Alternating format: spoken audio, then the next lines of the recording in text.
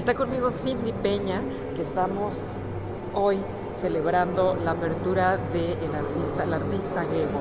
Platícanos un poco acerca de la exposición, cuánto tiempo va a estar, cuándo la pueden empezar a ver y sobre todo un poco de ella, de la vida, que es bastante interesante, ¿no? Sí, bueno, la exposición abre al público el 19 de octubre y permanece hasta el 5 de febrero del próximo año. Es una colaboración con otros dos museos internacionales, el MASPI en Sao Paulo y el Guggenheim en Nueva York.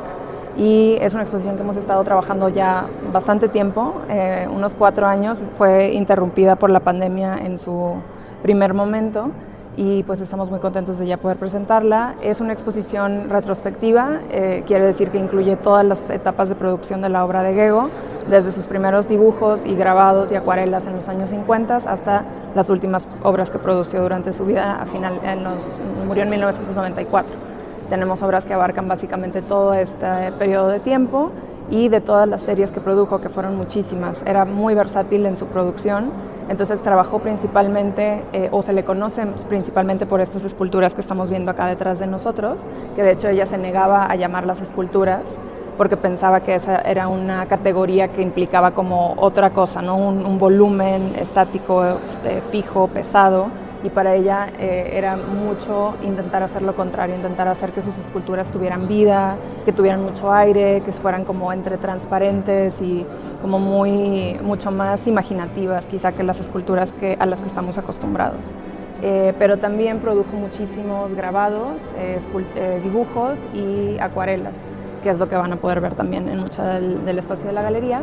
Y otra de las series importantes que hizo son los dibujos sin papel, que son los que tenemos pegados acá a los lados, y son muy interesantes porque justamente lo que hacen es hablar del dibujo desde otro lugar y hablar de la escultura también desde el lado del dibujo, ¿no? Combinan estas dos formas, estas dos categorías que están como muy enraizadas en la historia del arte y que tienen como mucho significado, y ella combina las dos y hace como una propuesta muy interesante. Tú como curadora, ¿qué ha sido trabajar, obviamente con el artista, conocer toda su historia? ¿Qué ha sido para ti la experiencia que te ha dejado a ti? Pues fue muy emocionante. Yo conozco la obra de Gego desde hace ya mucho tiempo, pero fue muy interesante ya como trabajar la obra y tratar de situarla en el espacio, ¿no? Siempre es lo más complicado para el curador, digo, aparte de todo lo logístico y la investigación y demás. Traer la obra al espacio físico siempre es un reto, y la obra de Gego, como pueden ver, es como muy complicada también porque justamente desafía estas nociones que tenemos de lo que es una escultura, una obra de arte, algo como muy, muy firme, ¿no? Tienes que buscarle su lugar y buscar que tenga como justamente esa transparencia, pero que se logre ver, ¿no? O sea, son como todos estos elementos que tienes que tomar en cuenta. Y por fortuna trabajamos de cerca con la Fundación Gego, que son los que resguardan su legado, son sus familiares, pero también se han dedicado a apoyar la recepción crítica de la obra del artista.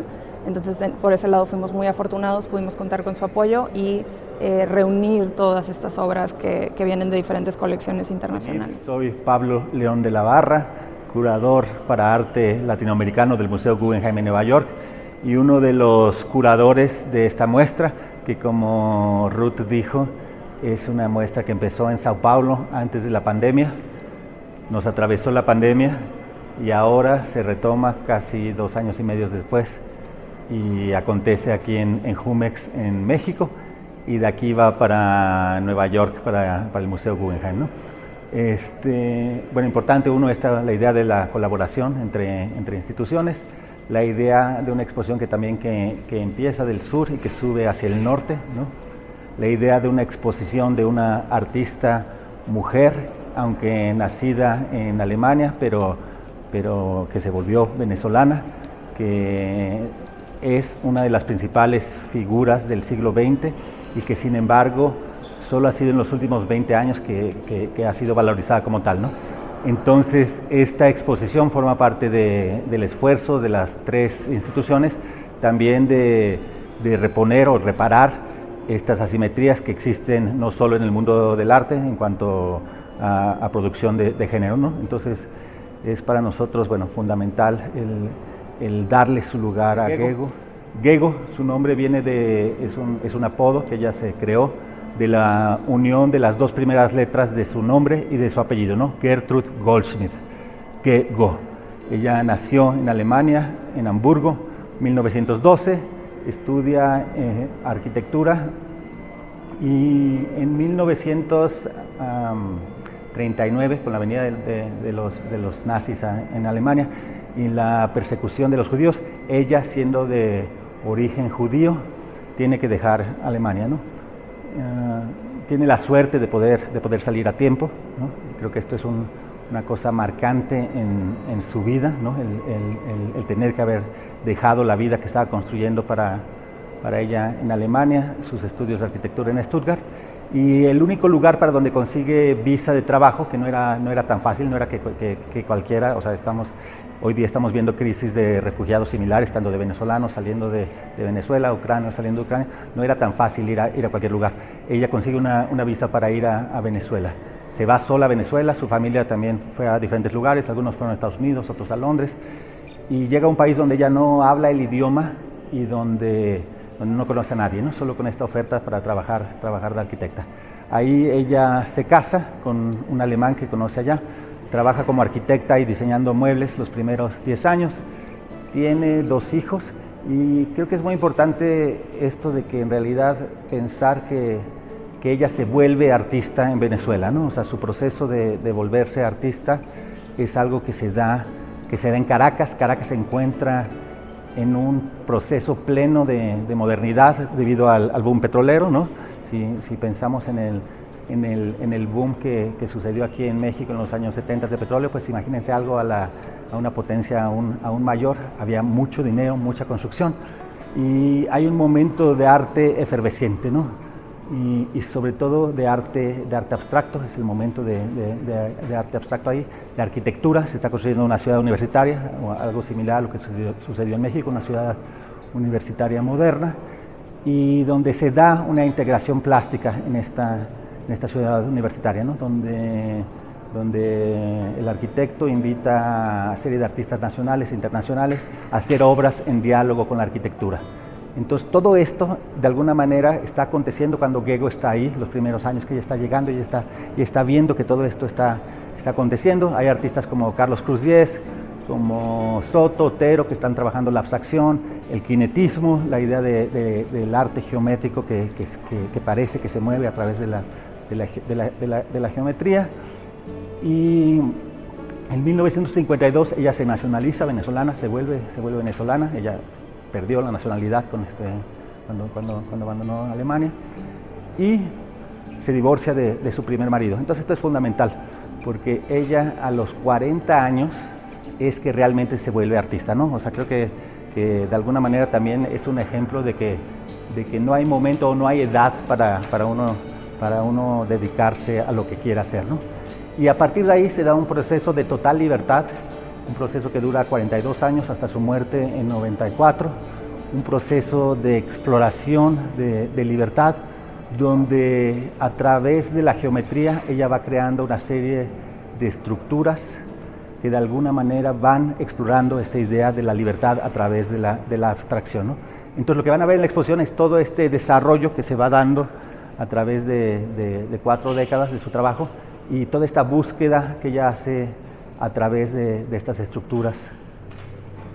Y una cosa importante también es pensar que ella siempre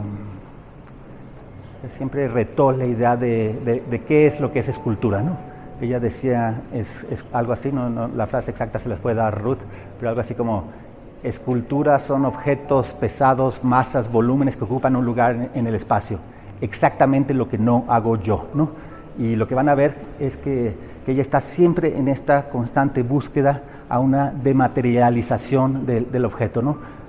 Ella hace estructuras que son totalmente lo opuesto, ¿no? Si piensan en las vanguardias del siglo XX, que eran además masculinas, ¿no? Artistas hombres, ¿no? Ellos están haciendo Henry Moore, Calder, son aquí en México Sebastián, esculturas pesadas, objetos pesados que ocupan un lugar de espacio. Y ella hace exactamente lo contrario, ¿no? A partir de la dematerialización del objeto, crea estas estructuras ligeras, estas redes que nos comunican a diferentes niveles. Y de eso vamos a hablar conforme pasamos a salas. Vamos a la siguiente sala.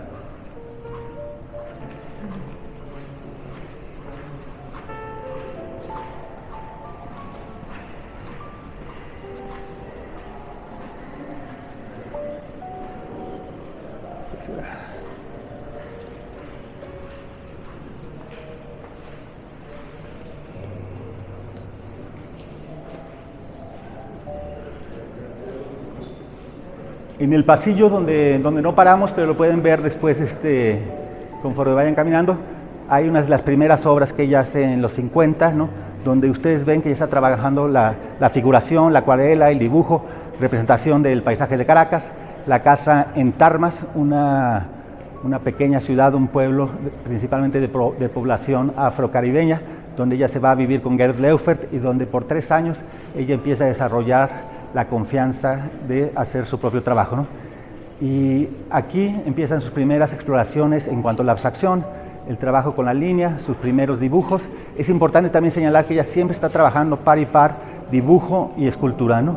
Pero que a diferencia de los arquitectos, donde en la arquitectura uno hace el dibujo y el dibujo es el plano para hacer una construcción, ella usa el dibujo como obra en sí, es un método de exploración. Los dibujos no son ilustraciones de los trabajos, ¿no?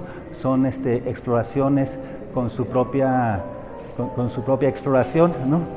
Y lo que ustedes ven es todo este proceso donde ella, a través de la geometría, a través de la construcción de la línea, a través de la presencia tanto de sólidos como vacíos, creo que esta relación entre presencia y no presencia, entre visible e invisible, entre transparencia y objeto, entre fondo y figura, entre la construcción de las geometrías a partir de la presencia o de la ausencia, es fundamental para su obra, ¿no? Ahora, estas primeras obras que ven en esta sala es el periodo de los años 50, 60, lo que ella llama líneas paralelas, ¿no?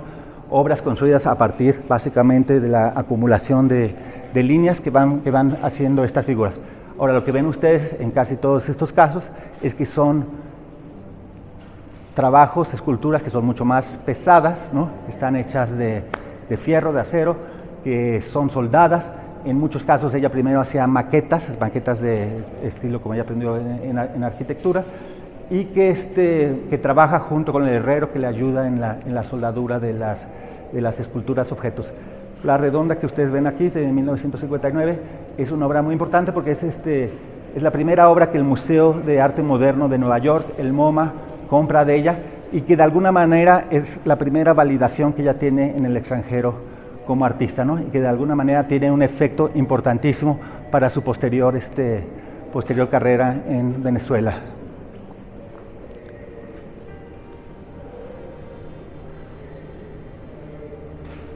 Y ahora vamos a pasar a la siguiente sala, y lo que van a ver en esa sala es justamente lo contrario, ¿no?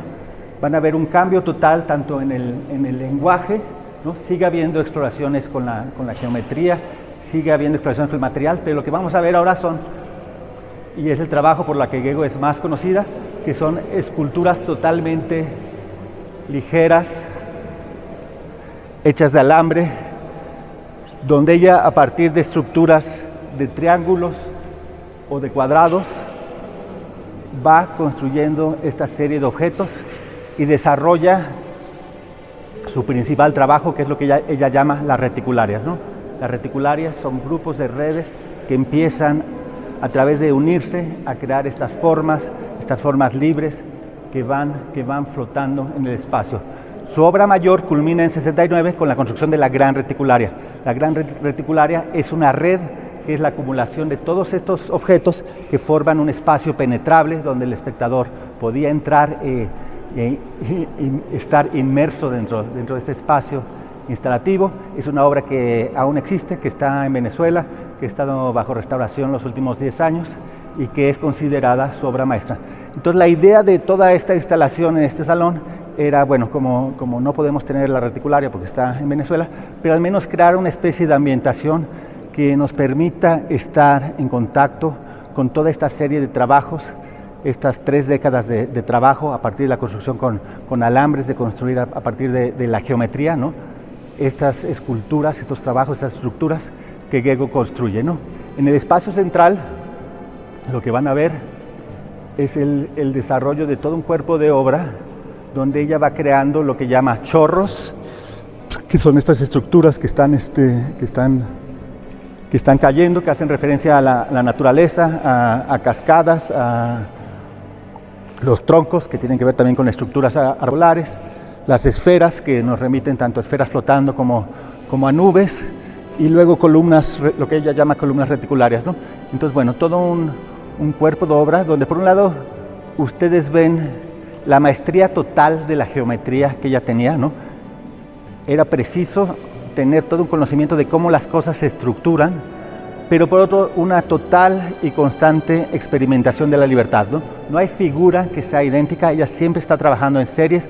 Estas series ella hace 15 chorros, 10 troncos, 20 esferas, pero cada una siempre es diferente, ¿no? Entonces ella siempre en esta constante búsqueda de transformación de las estructuras, ¿no? Y lo que ustedes ven en las paredes de lado, las dos paredes que se están confrontando, ya son los trabajos que ella hace a partir de fines de los 70, los 80, y es lo que ella llama dibujos sin papel. Ya no es el dibujo en el papel, ya no es el dibujo hecho con tinta, no es el dibujo hecho con lápiz, es el dibujo ahora hecho con alambres, el dibujo que está liberado del papel, liberado del marco, y que también existe flotando en la pared, ¿no? que está flotando en el espacio. De nuevo, una total experimentación y exploración, no hay ningún dibujo que sea igual, y creo que aquí es importante esta idea de una búsqueda y una reafirmación de la diferencia que hace Gego, ¿no? Cada trabajo es siempre diferente, ¿no? que es algo que es contrario a la idea del fascismo, donde todos tenemos que ser iguales y no hay espacio para la diferencia, ¿no? Entonces creo que eso es un punto importantísimo para mí del trabajo de Gego. Otra cosa que para mí es súper importante, y lo van a ver mientras se van metiendo en los trabajos, es como al adentrarnos en este mundo de redes de Gego, de alguna manera uno se puede comunicar con ellas o entenderlas de diferentes maneras, ¿no? Desde lo personal, uno lo podría leer a una manera, digamos, casi íntima, biográfica, de un siguiente punto que sería un punto quizás, o una lectura más social, ¿no? Estas redes de conexiones, de cómo nos conectamos unos con otros, pero también cómo nos conectamos nosotros con nuestro medio social, con nuestro entorno. Ella está hablando de la idea de redes antes de que se volviera hoy algo tan común para nosotros. Y luego un último punto sería el nivel, digamos, de la inmensidad, ¿no? El nivel del cosmos, el nivel de constelaciones, ¿no? Cómo nos comunicamos o cómo nos relacionamos o quiénes somos nosotros, qué punto, qué nudo somos en esta constelación gigante que es el universo, ¿no? De ahí viene un poco el título, que viene de un poema que un amigo de ella hace sobre la reticularia, de medir el infinito, ¿no? Esta idea de tanto el deseo de entender este cosmos y este mundo en el que vivimos y intentar como de cierta manera reproducirlo, pero entender también la imposibilidad de esa tarea, ¿no? Una tarea que nunca tiene fin, una tarea casi imposible, ¿no? Creo que otro punto súper interesante del trabajo de Gego, y creo que por eso es una gran artista, es que es una artista que da para seguir teniendo siempre múltiples lecturas del trabajo de ella, ¿no? En diferentes décadas el trabajo ha sido entendido o leído de ciertas maneras, ¿no? En los 80s, por ejemplo, se hace una lectura entendiéndola a partir de las ideas que acontecían en ese entonces, de Deleuze y Guattari, del rizoma, de entender el mundo de manera rizomática. En los 90 y sobre todo en Latinoamérica hay esta idea de entender su trabajo, y sobre todo su trabajo a partir de los años 80, a partir de la crisis de la modernidad en América Latina, el colapso de todas esas estructuras y de esa utopía que la modernidad nos había prometido, sobre todo en aquellos trabajos, lo ven mucho en algunos de estos dibujos en papel, pero donde ella empieza a integrar muchos materiales encontrados, sobras de cosas, basuritas, ¿no? Trabajar con lo que está a la mano, ¿no?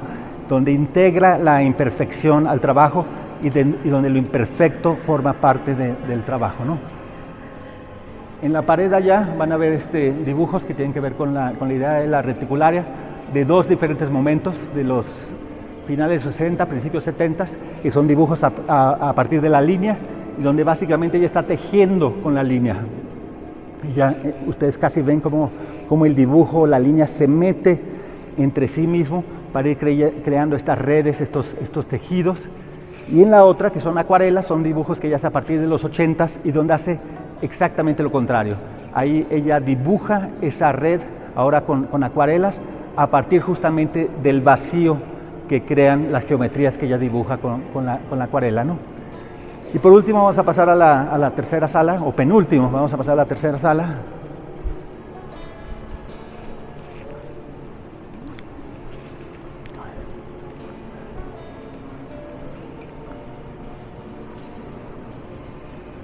Y en la tercera sala presentamos dos momentos. Uno que tiene que ver con el amor y el trabajo que ella tenía de la técnica de la impresión, de la serigrafía.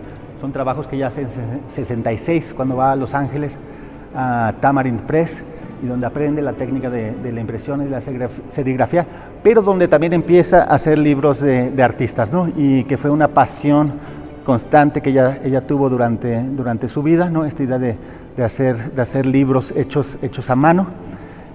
Y la pared de atrás, que ya es la última etapa de ella, donde por un lado tenemos las tejeduras, que ahora que las vean de cerca, es también esta idea de cuerpos únicos de trabajo que ella desarrolla de 88 a 92 más o menos, que son tejidos ya no con alambre, ya llego en una edad más adulta, donde ya le es más difícil estar doblando alambres y haciendo estructuras, y está haciendo estos trabajos de mucho menor escala, pero donde sigue creando un nuevo cuerpo de trabajo, donde combina a veces su propio trabajo con imágenes encontradas de revistas, con papeles de cigarro, y creando estas nuevas estructuras, ¿no?